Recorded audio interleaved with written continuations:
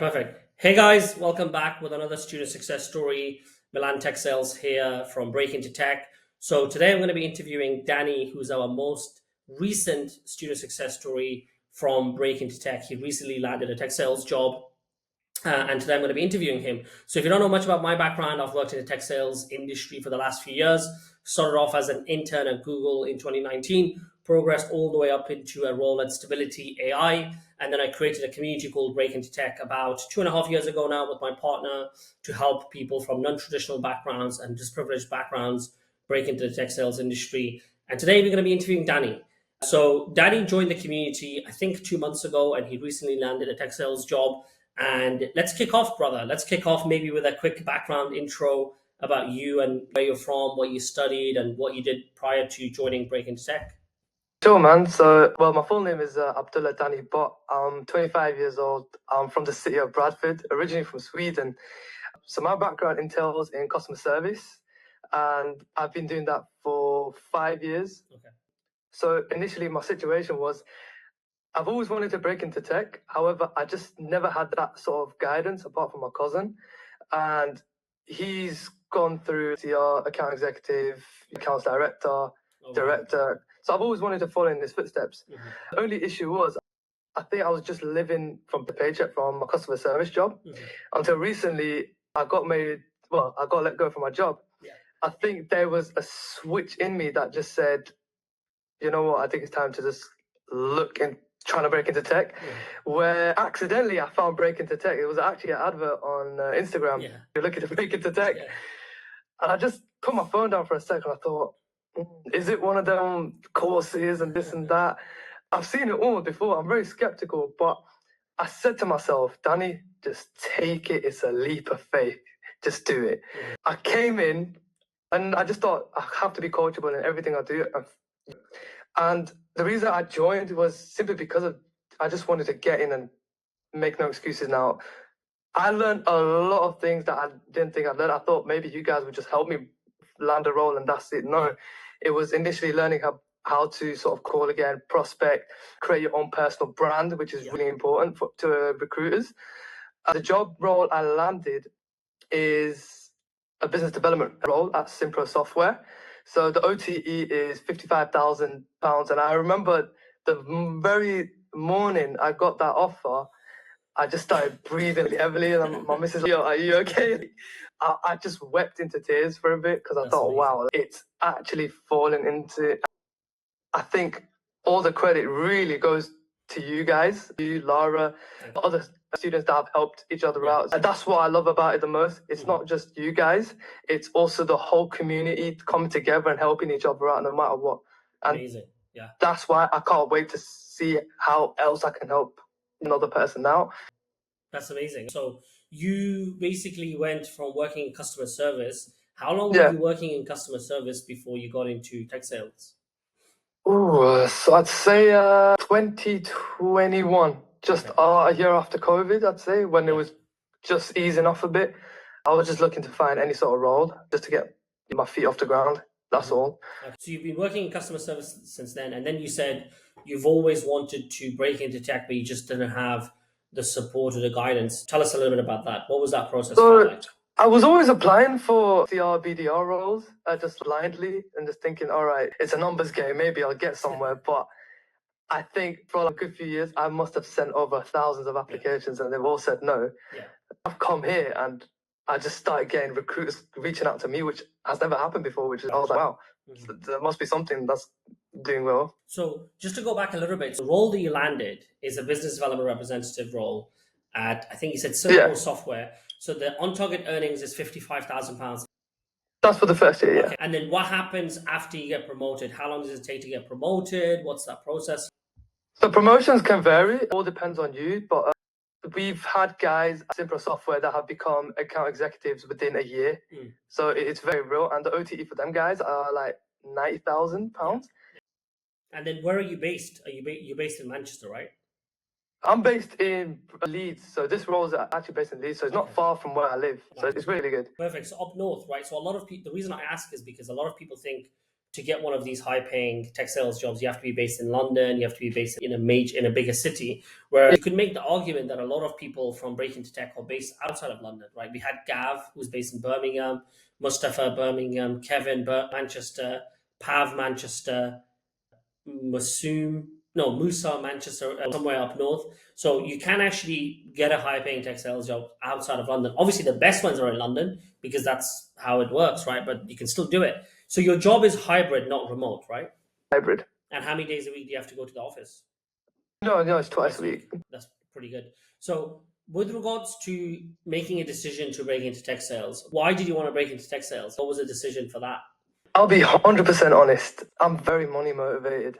And I know it's a bit of it sounds very generic when you put it like that, but there's reasons to it.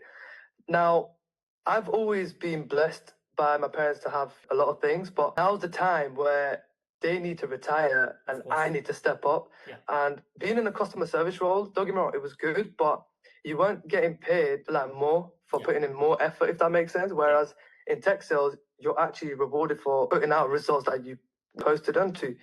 So initially, that getting promoted, and it's just a career path where tech is always going to be growing no matter what. It's been growing for the past 50 years and it's going to be growing past for another 100, 200 years on. It's never ever going to stop. So you have to be in that sector to basically have some sort of stability, should we say.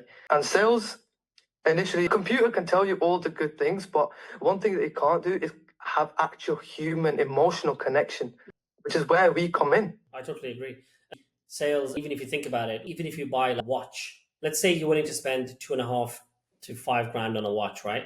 Most of the time, you could buy it online for sure, but are you really going to do that? Are you really going to buy a 50 grand car online on a website? There's no way. I don't know. No way, absolutely not. Like houses, you can get a mortgage online and buy a house online, and you can do all that stuff.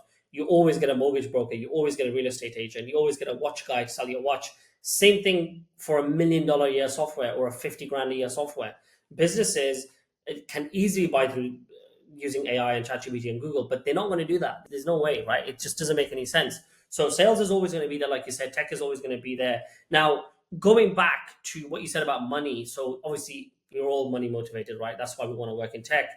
What was it about customer service that didn't give you that money or that promotion that you thought that tech sales could give you? See, the thing is with customer service, now, I was always the yes guy in my team. I was always the yes, I'll do this, yes, I'll do that.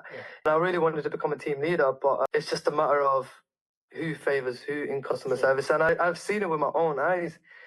Now, I wanted to get paid a bit more than the guys in my team that were sort of laid back, sort of lazy. And I realized we're both getting paid the exact same, but I'm putting in more effort and I'm not being rewarded for it. It's just a stroke of luck. But when you in tech sales, the results speak no matter what. It doesn't matter how you come across, how you are, results always show. That's what I love about tech sales. My wife, Laura, she worked in law for 8 years. And let's be honest, there's a lot of racism there.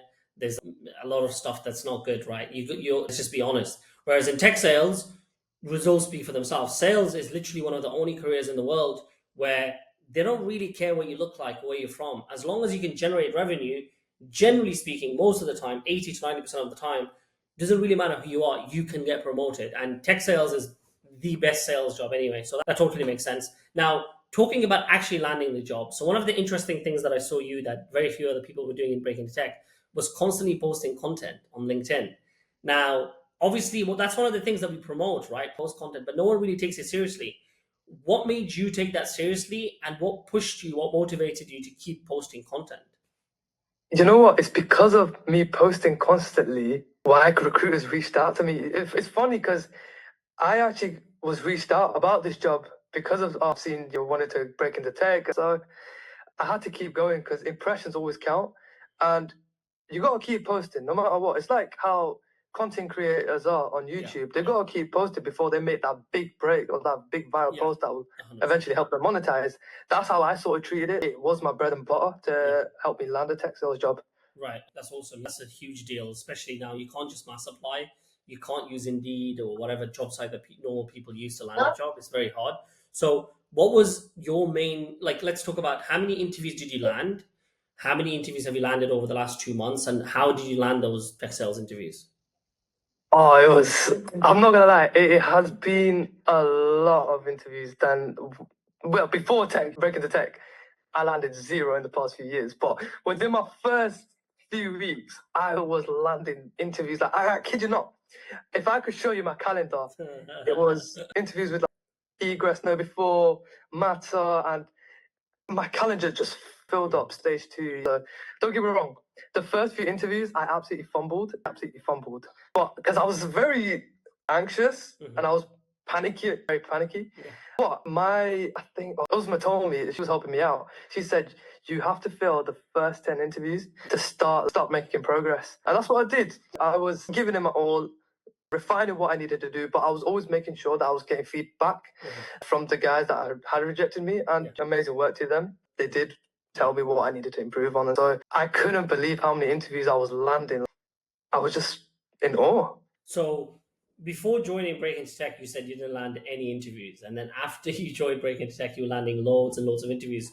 What was it that you learned in Break Into Tech that helped you land so many interviews? Was it the CV and LinkedIn optimization? Was it the job sites? Was it the networking? Was it a mixture of things? What was it about the change that helped you land so many interviews? So there's a few that I did. So the first one, and you cannot apply, you cannot reach out to any recruiter if you don't do this. You have to optimize your CV first of all, and then your LinkedIn. Otherwise, you're not going anywhere. It's like the foundation of a very tall building. Without it, it's just going to fumble. So I did that. Then the third thing I did was constantly posting on LinkedIn, posting, I'm ready to go out there.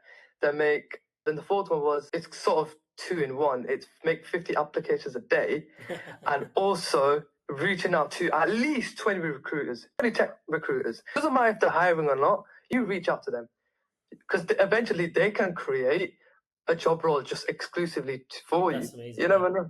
Honestly, that's what happened to one of our students here in Breaking the Tech.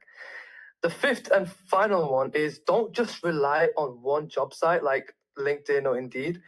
There's other job sites out there. For example, Still Hiring today, it was a game changer. I didn't even know that website existed. You mean that was a checklist where it's called Still Hiring? It's a spreadsheet, right? It's just, I kid you not, 2 months in, I've not even hit a quarter of that page. Even today, I've not even hit a quarter of that page. So them five are very important.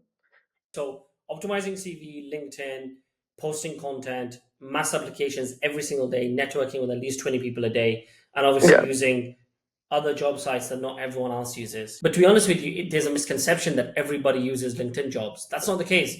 Everybody uses Indeed and Monster Jobs. The worst of the whole time. People don't even use LinkedIn. I think LinkedIn is the best job site, but people don't even use it because they think LinkedIn is a networking site. They don't know that it's also a job site.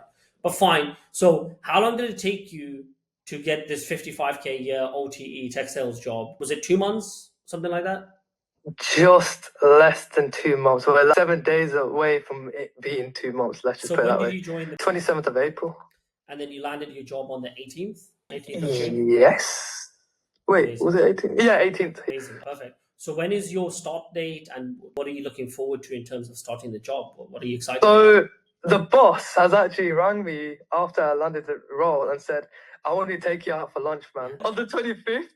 So I've got that planned. And then 5 days after that, which is on the 30th of June, I start my very first day, shall I say. 25th of June? So 25th of June is my lunch with my new boss. And then 30th of June is my start date. Okay, wow. So you're starting basically at the end of the month. What are you looking forward to in terms of the job? What are you excited about the most? You know what? There's so much I'm excited for. Well, first of all, everyone has to get trained up, no matter what. It doesn't matter how much you still have to get trained up on the products, the services, how they sort of sell to clients.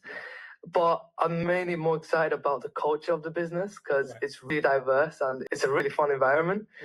That's one thing I'm very looking forward to because if you're in a poor environment, that can make or break your job and your passion, really. I totally agree. And then what are your career goals in terms of tech sales or business? What are your plans over the next few years? Where are you looking to end up?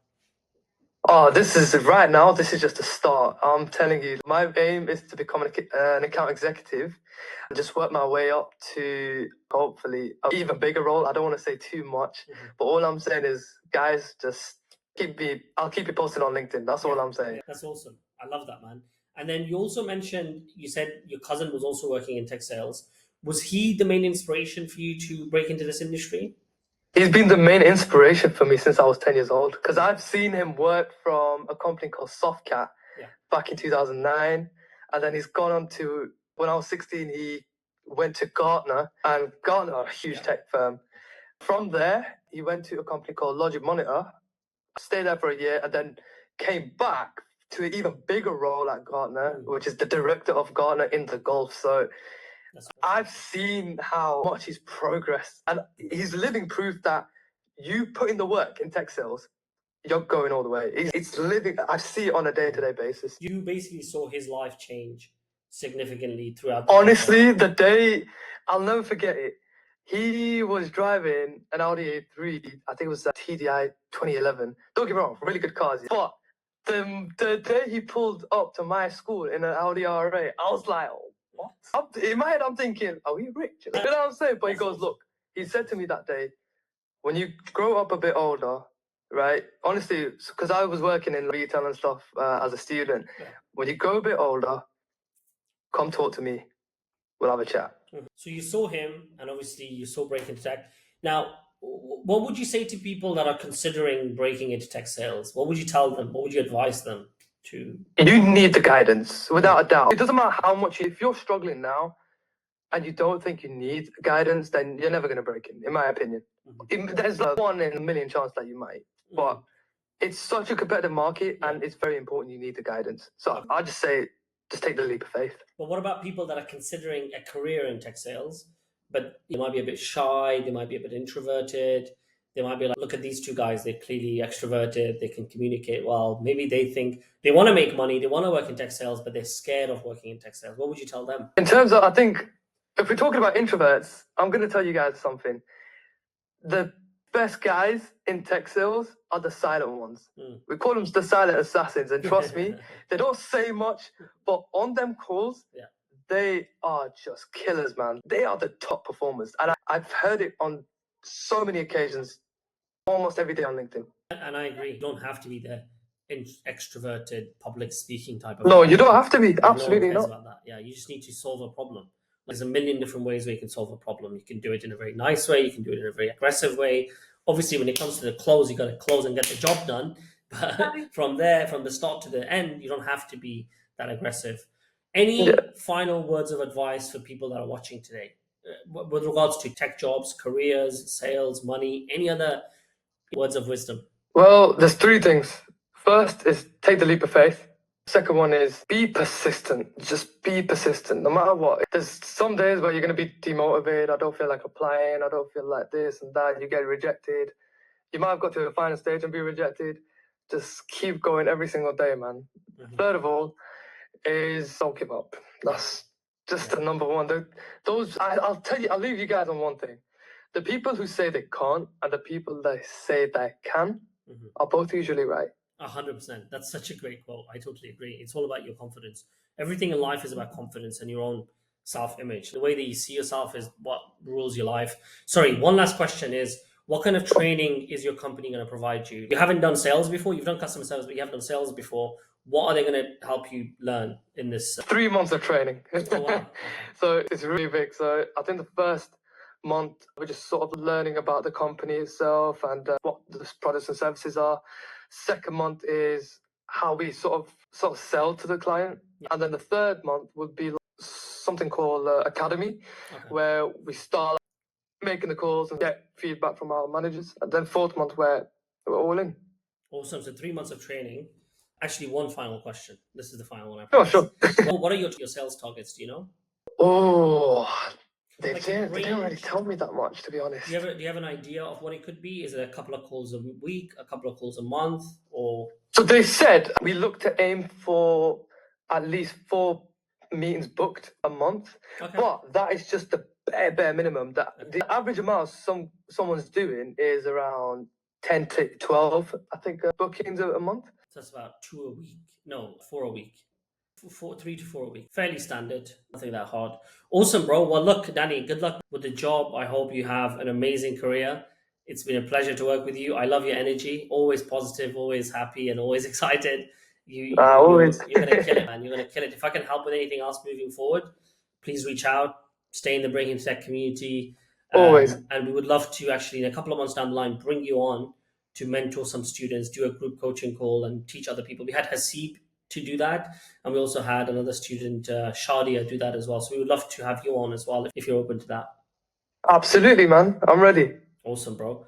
Well, best of luck with everything, brother. I know you're busy today, so I'll let you go. Very, like, I've got guests coming upstairs. When am I coming down? I'm not even ready. Thank you, bro. Thanks so much for making the time, man. I really appreciate it, brother. Thank you very much. Anytime, man. You take care, bro. Thank you.